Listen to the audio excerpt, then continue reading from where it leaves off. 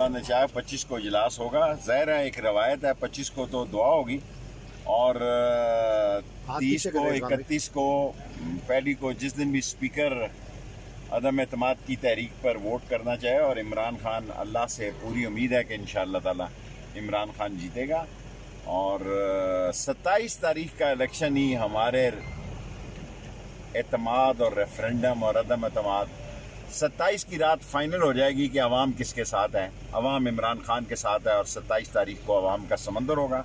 और कल भी मीटिंग होगी, रोज़ मीटिंग हो रही है पॉलिटिकल पार्टी की। सारा जोर इस बात पे है कि सारे लोग 27 को आएँ, 25 का इजलास होगा और जो रवायात हैं कि उसमें सिर्फ दुआ होती है, उसके बाद स्पीकर क्या फैसला करते हैं कि वोटिंग किस दिन होनी है, ये स्पीकर साहब का फैसला। अपोजिशन बड़ी कॉन्फिडेंट है कि हम भी बड़े कॉन्फिडेंट हैं। हमें नहीं नजर आ रहा है, ये कहा जा रहा है कि बड़ा ऐलान करना है पीएम ने 27 तारीख को, बड़ा ट्रंप का कार्ड फेंकना है। अभी तो देखें ना, ऐलान पीएम के पास भी है ना जी, सारे कार्ड तो अगर अपोजिशन के पास हैं। देखें असल फैसला है अपोजिशन के साथ 27 को लोग कितने निकलेंगे और इमरान खान और इत्तेहादियों का बता दें शेख साहब।